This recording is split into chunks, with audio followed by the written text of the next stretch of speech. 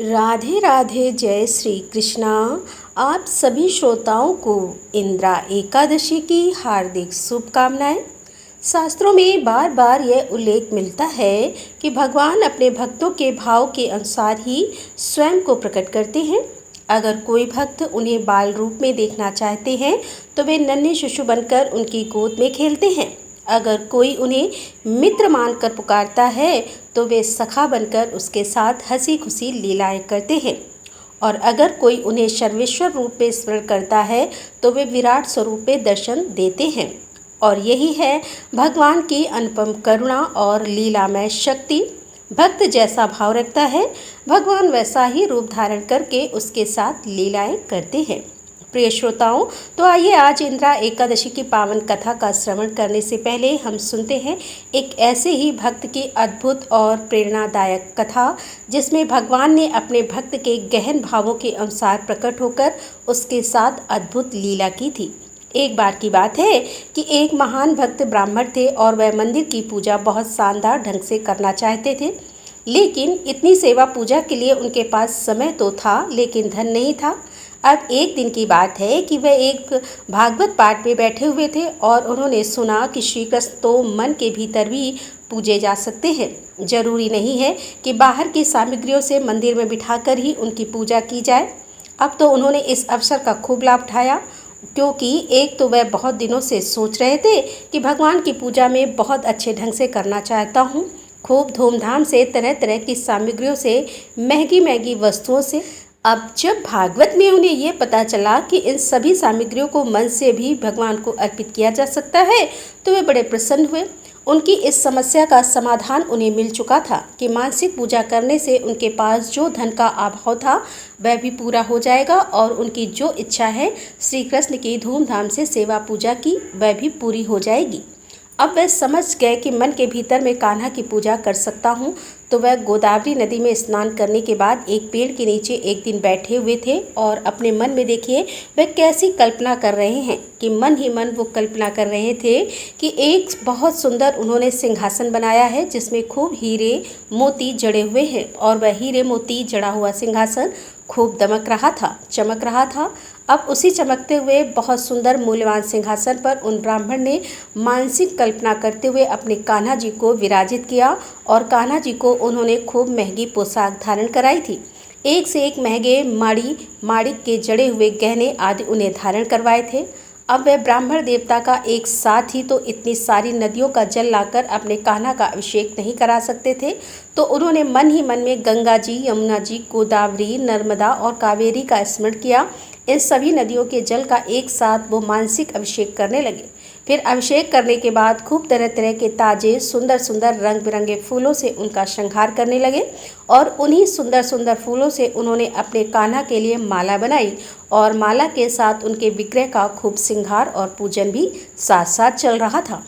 अब श्रृंगार अभिषेक करने के बाद में उन्हें स्मरण हुआ कि मेरे कान्हा तो बहुत देर से भूखे होंगे, क्यों ना आज उनके लिए तरह तरह का स्वादिष्ट व्यंजन पकाया जाए। और व्यंजन भी क्यों, 56 भोग आज तो मैं अपने कान्हा के लिए तैयार करूंगा। मेरे पास तो धन का भाव है ही नहीं। अब तो वह शुद्ध देसी घी में कान्हा के लिए भोग तैयार कर रहे थे। आज उनकी इच्छा हुई कि क्यों ना कान्हा को आज घी में भुने हुए मीठे चावल खिलाए जाएं, तो वह उनके लिए मीठे चावल पका रहे थे, जिसे परमानना कहा जाता है। अब वह भक्त ब्राह्मण ये देखना चाहते थे कि कहीं वह भोग गर्म ज़्यादा तो नहीं है, क्योंकि परमन्ना का भोग ठंडा लगाया जाता है, गर्म नहीं लगाया जाता। अब यही देखने के लिए उन भक्त ब्राह्मण ने जैसे ही परमन्ना में अपनी उंगली डालकर चेक करना चाहा कि उनकी उंगली जल गई, क्योंकि वह गर्मा गर्म था। तब उनका ध्यान टूटा, क्योंकि वहाँ तो कुछ भी नहीं था। लेकिन वो जो मानसिक भाव में इतने डूबे हुए थे कि अपने सुध बुध ऐसे खो बैठे थे कि उन्हें यह भी नहीं पता था कि यह सारा भाव वह मन से कर रहे हैं और मानसिक रूप से ही परमन्ना तैयार कर रहे हैं। लेकिन उनके भाव सच्चे थे और वह सच्चे मन से ही परमात्मा को यह चेक करना चाहते थे कि कहीं वह ज़्यादा गर्म तो नहीं है, कहीं उनके कान्हा का मुंह तो नहीं जल जाएगा। अब उसी भाव में डूबे हुए जैसे ही उन्होंने परमन्ना में उंगली डाली, उनकी उंगली जल गई। जब अब उनका ध्यान टूटा तो वहाँ उन्होंने देखा कि वहाँ तो कुछ भी नहीं है, बल्कि वो तो एक पेड़ के नीचे बैठे हुए हैं और यह सब कुछ उनके भीतर ही भीतर उनके मन में चल रहा था। वो मन में ही यह सब कुछ कर रहे थे। अब उन्होंने अपनी उंगली देखी तो जली हुई थी। यह देखकर वो हैरान रह गए कि ऐसा कैसे हो सकता है। और उधर बैकुंठ लोक से श्री नारायण भगवान मुस्कुरा रहे थे। अपने उस भक्त को देखकर, उन्हें मुस्कुराते देखकर देवी लक्ष्मी ने पूछा, प्रभु आप क्यों मुस्कुरा रहे हैं? कारण मुझे भी बताइए।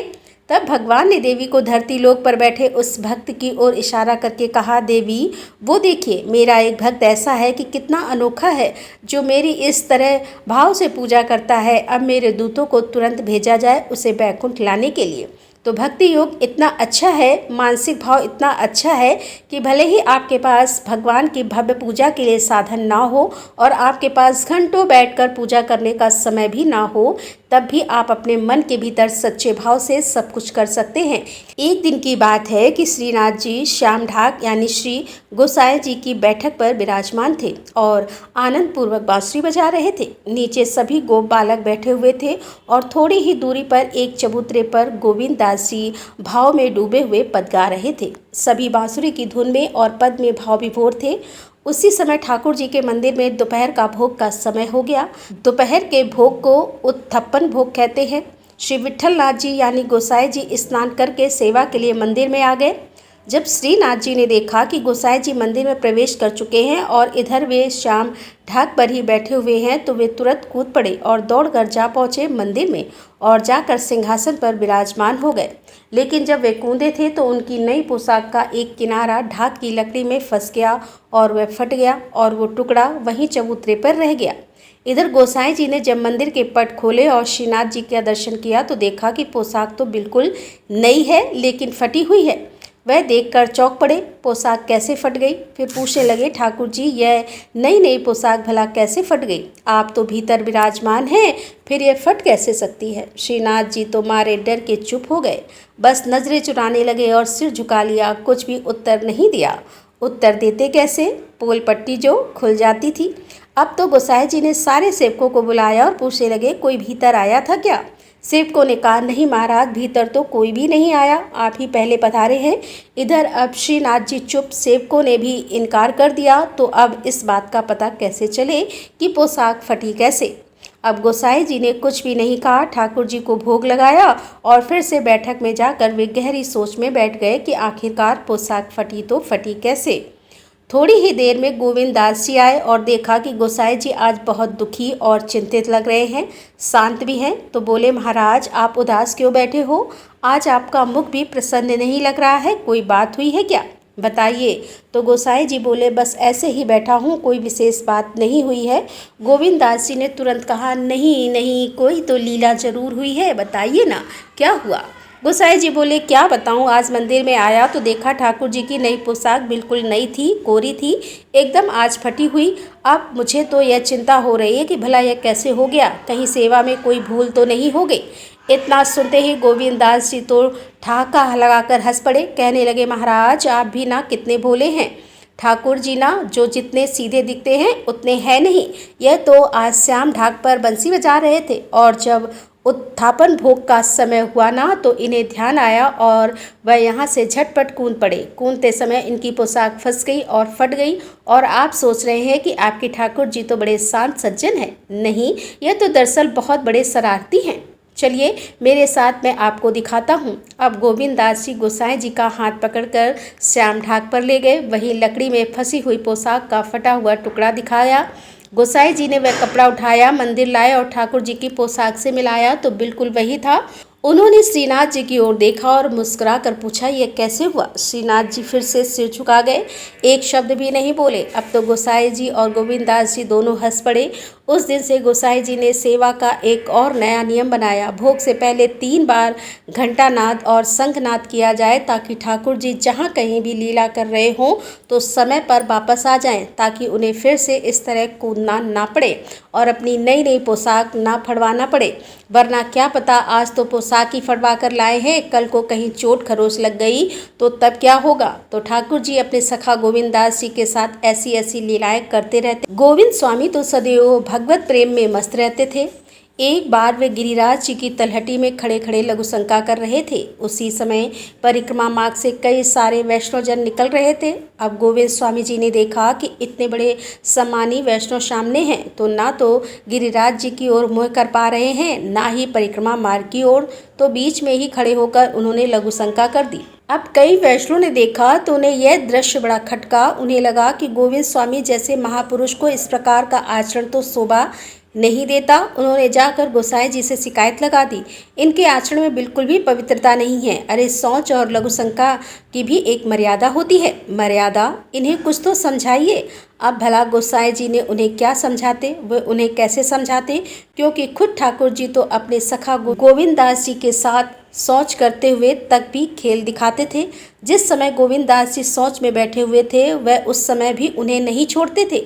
यहाँ तक कि उस समय उनके ऊपर फूल फेंक फेंक कर मारते थे, और जब उनकी मैया को आते देखा तो कहीं सारी पोल पट्टी ना खुल जाए, इस डर से वे शौच करते हुए गोविंद दास जी के पीछे उन्हें पकड़ कर छुप जाते थे। तो भला उनके लिए यह भाव कैसा।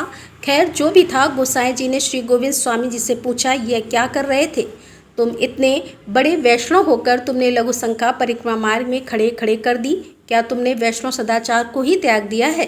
तो गोविंद स्वामी ने बड़े सरल भाव से उत्तर दिया, महाराज, जब घोड़ा खड़े खड़े लघु शंका करता है तब तो कोई उसे दोष नहीं देता, क्योंकि वो घोड़ा है, उसके लिए कोई पद्धति नहीं है। उस क्षण मैं गोविंद दास वैष्णव नहीं था, बल्कि मैं तो घोड़ा था। घोड़ा। अब गोसाई जी ने सुना तो चौंक गए, बोले, यह क्या कह रहे हो तुम? गोविंद स्वामी ने मुस्कुराते हुए कहा, महाराज, उस समय मेरे कंधे पर स्वयं श्रीनाथ जी विराजमान थे। मैंने उनसे कहा कि मुझे लघु शंका करनी है, तो उन्होंने पता है मुझे क्या उत्तर दिया? जैसे घोड़ा करता है वैसे ही करो। मैं तो बस वही कर रहा था, और उस समय मैं भक्त नहीं था, बल्कि मैं तो उनका घोड़ा था, और वे मेरे ऊपर बैठकर सवार कर रहे थे।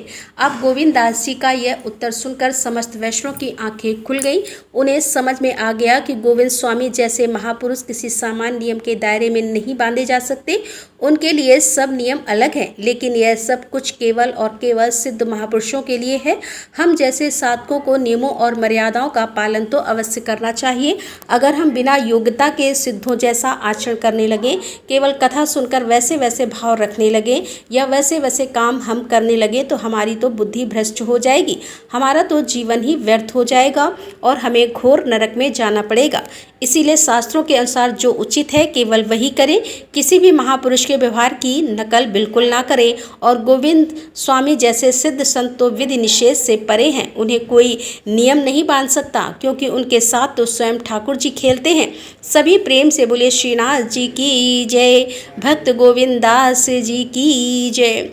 प्रिय श्रोताओं, अब कल्पना कीजिए कि हस्तिनापुर का भव्य महल, जहां चारों ओर गहन निस्तंभता छाई हुई है। समय है प्रातःकाल का, जब भाद्रपद का महीना समाप्त होकर आश्विन मास का आगमन हो चुका है।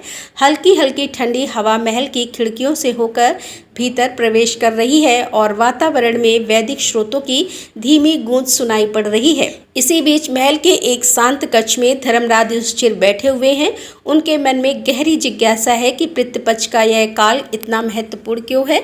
आश्विन मास के कृष्ण पक्ष की एकादशी का क्या महत्व है, और कैसे इस व्रत से हमारे पितरों की मुक्ति और कल्याण संभव है। उनकी आंखें द्वार की ओर लगी हुई हैं, मानो किसी दिव्य आगमन की प्रतीक्षा कर रही हों, और अचानक ही एक अलौकिक आभा से पूरा महल आलोकित हो उठता है। मंद मुस्कान और करुणा से भरे नेत्रों के साथ स्वयं द्वारिकाधीश श्री कृष्ण वहां प्रकट होते हैं। युधिष्ठिर महाराज तुरंत उठ खड़े होते हैं और हाथ जोड़कर प्रभु को प्रणाम करते हैं, और विनम्र भाव से कहते हैं कि हे माधव, कृपा कर मुझे बताइए कि इस इंदिरा एकादशी का क्या महत्व है, और इसके व्रत का पालन कैसे किया जाता है। तब श्री कृष्ण अपनी मधुर वाणी में धर्मराज की जिज्ञासाओं का समाधान करने लगते हैं, और इंदिरा एकादशी की महिमा का विस्तृत वर्णन करते हैं। तब भगवान श्री कृष्ण जी कहते हैं कि हे धर्मराज, अब ध्यानपूर्वक सुनो। इस पवित्र दिन को इंदिरा एकादशी कहा जाता है। इस दिन व्रत रखने से मनुष्य के पाप क्षमा हो जाते हैं, और नरक में पड़े उसके पूर्वज मुक्ति पा जाते हैं। हे धर्मराज, जो केवल इंदिरा एकादशी के महत्व को जानता है, उसे बलि के घोड़े की बलि देने के समान महान पुण्य प्राप्त होता है। सतयुग में इंद्रसेन नाम का एक राजा था जो इतना बलवान था कि उसने अपने सभी शत्रुओं को परास्त कर दिया था। उसके साम्राज्य का नाम महिष्मतिपुरी था। अपनी प्रजा का भरण पोषण करने के कारण वह प्रतापी और परम धर्मपरायण राजा इंद्रसेन स्वर्ण अन्न पुत्र और पौत्रों से समृद्ध था। भगवान श्री विष्णु में उसकी गहरी भक्ति और श्रद्धा भी थी और उसे हर समय मेरा नाम गोविंद गोविंद स्मरण करना बहुत पसंद था। इसीलिए राजा इंद्रसेन ने जानबूझकर स्वयं को पवित्र आध्यात्मिक जीवन के लिए समर्पित कर दिया और परम सत्य के चिंतन में बहुत समय लगाया। एक दिन आदर्श वक्ता श्री नारद मुनि राजा इंद्रसेन की सभा में प्रसन्नता और शांति से अध्यक्षता करते हुए उतरते हुए दिखाई दिए। देवऋषि नारद आकाश से उतरे। शंख के समान श्वेत और चंद्रमा चमेली के पुष्प और बिजली के समान चमकते हुए थे। उनका सिर लाल रंग से उलझे हुए बालों से ढका हुआ था।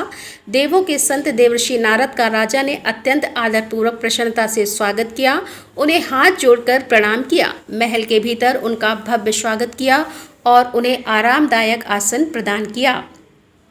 उनके चरण पखारे और स्वागत वचन कहे। तब देवऋषि नारद ने उनसे पूछा, राजन, क्या आपके राज्य के सातों अंग समृद्ध हो रहे हैं? क्या सभी सातों अंग कुशल हैं? राजा, उसके मंत्रियों, उसके राजकोष, उनकी सेना, उसके मित्रों, ब्राह्मणों और उसके राज्य में किए जाने वाले यज्ञों और राजा की प्रजा की आवश्यकताओं का कल्याण, यह सब राजा के राज्य से 7 अंग हैं। क्या आप परम पिता परमेश्वर श्री विष्णु की सेवा में अधिकाधिक समर्पित हैं? क्या आप अपनी व्यावसायिक जिम्मेदारियों को प्रभावी ढंग से निभाने के बारे में सोचने में ही व्यस्त रहते हैं? तब राजा ने उत्तर दिया कि ऋषियों में श्रेष्ठ, आपकी कृपा से सब कुछ ठीक है। मेरे राज्य में आज के यज्ञ आपकी उपस्थित मात्रा से सफल हो रहे हैं। मुनिवर, कृपया मुझ पर दया करें और मुझे यह बताएं कि आप यहाँ क्यों पधारे हैं। तब देवताओं में सबसे बुद्धिमान देवर्षि नारद बोले कि हे राजाओं सिंह, मेरे अद्भुत वचन सुनो। जब मैं ब्रह्मलोक में यमलोक में उतरा और मुझे एक महान आसन दिया गया तो भगवान यमराज ने बहुत प्रसन्नता से मेरी प्रशंसा की। मैंने यमराज की सभा में आपके पिता को देखा और उनकी ईमानदारी और परम भगवान के प्रति सेवा की प्रशंसा की। अपनी तीव्र धार्मिकता के बावजूद उन्हें यमलोक जाने के लिए विवश होना पड़ा, क्योंकि उन्होंने समय से पहले एकादशी का व्रत तोड़ दिया था। मेरे पास आपके पिता का एक संदेश है, इसी कारण मैं यहाँ पधारा हूँ। तुम्हारे पिता ने क्या कहा है? राजा इंद्रसेन महिष्मति नगरी में रहते हैं। कृपया उन्हें बताएं कि मैं वर्तमान में अपने पिछले अनैतिक आचरण के कारण यमराज के लोक में रहता हूँ। हे पुत्र, कृपया आने वाली इंदिरा एकादशी का व्रत करो और खूब दान पुण्य करो ताकि मैं स्वर्ग जा सकूं। कृपया मेरे पुत्र को मेरा यह संदेश पहुंचा दो। तब देवऋषि नारद जी ने आगे कहा कि हे राजन, मैं आपके पास केवल यही संदेश देने आया हूँ। यदि आप अपने पिता के कल्याण हेतु इंदिरा एकादशी का व्रत रखें तो यह आपके लिए लाभदायक होगा। तब राजा ने विनम्र होकर पूछा कि हे देवऋषि, कृपया करके आप मुझे एकादशी का व्रत करने की विधि बताएं। कृपया मुझे यह भी बताएं कि यह व्रत किस माह और किस दिन पड़ता है। तब देवऋषि नारद ने उत्तर दिया कि हे राजन, कृपया सुनिए, मैं आपको इंदिरा एकादशी व्रत की पूरी विधि बता रहा हूँ। यह एकादशी आश्विन माह के सबसे अंधकार में 2 सप्ताहों में आती है। राजन, यदि तुम इस प्रकार इंद्रिय संयम से इंदिरा एकादशी का व्रत करोगे तो तुम्हारे पिता अवश्य भगवान विष्णु के धाम को प्राप्त होंगे। ऐसा कहकर देवर्षि नारद तुरंत ही किसी अन्य व्यक्ति को आशीर्वाद देने के लिए वहां से चले गए। तब राजा इंद्रसेन ने अपने परिवारजनों और दास प्रजा की सहायता से ठीक उसी प्रकार व्रत रखा जैसा कि देवर्षि नारद ने बताया था। द्वादशी तिथि को जब उन्होंने अपना व्रत खोला तो आकाश से पुष्प बरसने लगे। इस व्रत के पुण्य से इंद्रसेन महाराज अपने पिता को यमराज के शासन से मुक्त कर सके और उन्हें पूर्ण आध्यात्मिक शरीर प्राप्त हुआ। वास्तव में इंद्रसेन ने उन्हें गरुड़ वाहन पर सवार होकर भगवान श्रीहरि के धाम जाते हुए देखा था। जब अपने पुत्र को राजगद्दी सौंपने का समय आया तो उन्होंने बिना किसी चिंता के अपने पुत्र को अपनी जगह पर राजगद्दी पर बिठाया और वे खुद बैकुंठ लोक चले गए। हे धर्मराज, यह इंद्रा एकादशी की महिमा जो आश्विन माह के कृष्ण पक्ष की एकादशी तिथि को आती है। हे धर्मराज, एकादशी से एक दिन पहले 10वीं तिथि को प्रातः काल उठकर स्नान करें और पूर्ण विश्वास के साथ भगवान की कुछ सेवा करें। दोपहर के समय पहले पानी के नीचे दोबारा स्नान करें और फिर आस्था और समर्पण के साथ अपने पूर्वजों को तर्पण दें। इस बात का ध्यान रखें कि आप 10वीं तिथि के दिन केवल एक बार ही भोजन करें और रात को जमीन पर बिस्तर बिछाकर सोएं। एकादशी की सुबह उठते ही यह शपथ लें कि यह संकल्प लें कि आज मुझे पूर्ण उपवास रखना है और उसी प्रकार के इंद्रिय भोगों का त्याग करना है। और इस प्रकार प्रार्थना करो कि हे कमल नयन भगवान, हे निष्कलंक, मुझे अपने चरण कमलों में शरण दो। फिर दोपहर के समय श्री शालिग्राम शिला के समक्ष खड़े होकर विधि विधान से उनकी पूजा करें। इसके बाद पवित्र अग्नि में घी की आहुति दें और अपने पितरों के निमित्त तर्पण करें।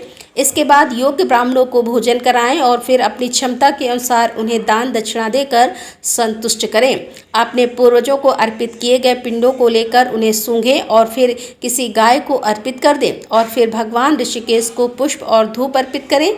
फिर पूरी रात भगवान श्री विष्णु की प्रतिमा के समक्ष जागरण करें, भजन कीर्तन करें, मंत्र जाप करें और अगले दिन द्वादशी तिथि को प्रातः काल उठकर बड़ी भक्ति के साथ श्रीहरि का पूजन करें और ब्राह्मण भक्तों को सात्विक भोज के लिए आमंत्रित करें।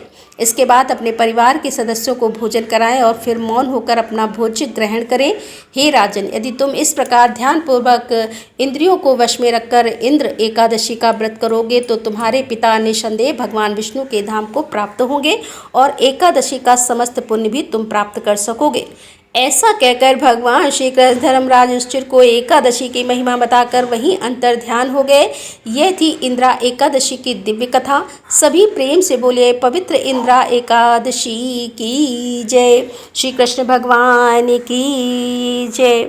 आप सुनिए भगवान विष्णु के प्रिय तुलसी महारानी की कथा और आरती। एक बार एक बूढ़ी माई थी जो नियमित ग्यारस माता का यानी एकादशी का उपवास रखा करती थी और तुलसी के पौधे की सेवा किया करती थी।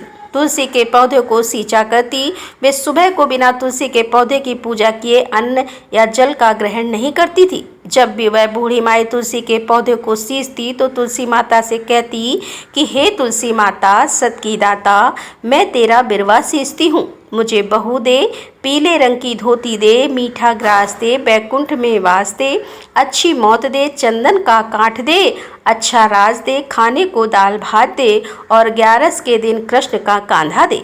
बूढ़ी माई की यह बात सुनकर तुलसी माता सूखने लगी। तुलसी माता को इस प्रकार सूखता देखकर एक दिन भगवान कृष्ण ने पूछा कि हे तुलसी, तुम दिन प्रतिदिन क्यों सूखती जा रही हो? तब तुलसी माता ने कहा कि बस मेरे मन की मत पूछो प्रभु। भगवान कहने लगे, मैं नहीं पूछूंगा तो कौन पूछेगा? तब तुलसी माता कहती हैं कि हे प्रभु, एक बूढ़ी माई आती है और अपनी बात कहकर चली जाती है। मैं उनकी सारी बातें तो पूरी कर दूंगी, लेकिन कृष्ण का कांधा कहाँ से लाऊंगी? तब भगवान श्री कृष्ण बोले कि वो बूढ़ी माई मरेगी तो मैं अपने आप ही कांधा देने आ जाऊंगा। तुम बूढ़ी माई से यह बात कह देना। और इसके कुछ समय बाद वह बूढ़ी माई मर गई। बूढ़ी माई के मरने पर सारा गांव इकट्ठा हो गया और उनका अंतिम समय आने पर जब उन्हें उठाने लगे तब तो वह बहुत भारी हो गई, जिससे वह किसी से उठाए ना उठ सकी। सभी कहने लगे, यह तो बहुत धर्मात्मा थी, बहुत संस्कारी थी, खूब पूजा पाठ करती थी, कोई पाप तक इन्होंने नहीं किया, फिर यह इतनी भारी कैसे हो गई? तभी बूढ़े ब्राह्मण के वेश में वहां भगवान श्री कृष्ण आए और कहने लगे कि भीड़ कैसी है? तब गांव वाले बोले कि एक बूढ़ी माई मर गई है और आज एकादशी का दिन है। वो इतनी पापिन थी कि उसकी अर्थी उठाए नहीं उठ रही है, यह तो बहुत भारी हो गई है। भगवान बोले कि मुझे इनके कान में कुछ कह लेने दो, फिर यह उठ जाएंगी। तब भगवान श्री कृष्ण बूढ़ी माई के पास गए और चुपके से उनके कान में कहा कि हे बूढ़ी माई, तू अपने मन की कर ले, पीताम्बर की धोती ले, मीठा मीठा ग्रास ले, बैकुंठ में बास ले, चटक की चाल ले, चंदन का काट ले, झालर की झनकार ले, दाल भात को जीभ पर और श्री कृष्ण का कांधा ले। भगवान की सारी बातें सुनकर बूढ़ी माई तो हल्की हो गई और तब भगवान कृष्ण ने उन्हें अपने कांधे पर लेकर गए। इस प्रकार बूढ़ी माई तो मुक्ति मिल गई और वह बैकुंठ लोक को चली गई। तुलसी माते, जैसे आपने उन बूढ़ी माई को मुक्ति दी, ऐसे ही सभी को मुक्ति देना। जैसे भगवान कृष्ण ने उन्हें कांधा दिया, वैसे ही हम सबको भी देना। प्रेम से बोलिए श्री कृष्ण भगवान की जय।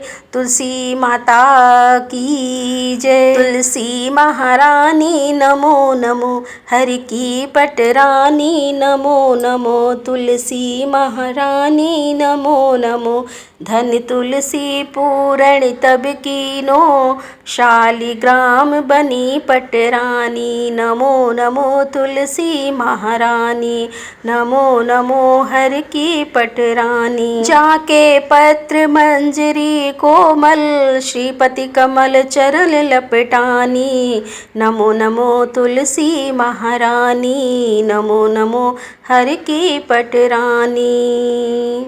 कौन महीने बोई रानी, तुलसी कौन महीने हुई हरियाली नमो नमो। तुलसी महारानी नमो नमो, हरि की पटरानी। कौन महीने हुई तेरी पूजा, कौन महीने हुई पटरानी नमो नमो। तुलसी महारानी नमो नमो, तुलसी महारानी। आषाढ़ मास में बोई रानी, तुलसी सावन महीने हुई हरियाली नमो नमो। तुलसी महारानी नमो नमो, हर की पटरानी। कार्तिक मास में हुई तेरी पूजा, मंगसर मास हुई पटरानी नमो नमो। तुलसी महारानी नमो नमो, हर की पटरानी। धूप दीप नवेद आरती, पुष्पन की वर्षा वर्षानी नमो नमो। तुलसी महारानी नमो नमो, हर की पटरानी। 56 भोग 36 व्यंजन, बिन तुलसी हरि एक न मानी नमो नमो। तुलसी महारानी नमो नमो, हरि की पटरानी। जो तुलसी को सवेरे गाए, श्री कृष्ण के दर्शन पाए नमो नमो। तुलसी महारानी नमो नमो, हरि की पटरानी। जो तुलसी को दोपहर गाए, खीर खांड का भोग लगाए नमो नमो। तुलसी महारानी नमो नमो, हर की पटरानी। जो तुलसी को सांझ को गाए, श्री कृष्ण की आरती उतारे नमो नमो। तुलसी महारानी नमो नमो, हर की पटरानी। जो तुलसी को रात को गाए, श्री कृष्ण के चरण दबाए नमो नमो। तुलसी महारानी नमो नमो, हर की पटरानी। सब सखी मैया तेरे यश गावे, भक्ति दान दीजे महारानी नमो नमो। तुलसी महारानी नमो नमो, हर की पटरानी नमो नमो। तुलसी महारानी। बोल तुलसी मैया की जय, बोल कृष्ण कन्हैया की जय।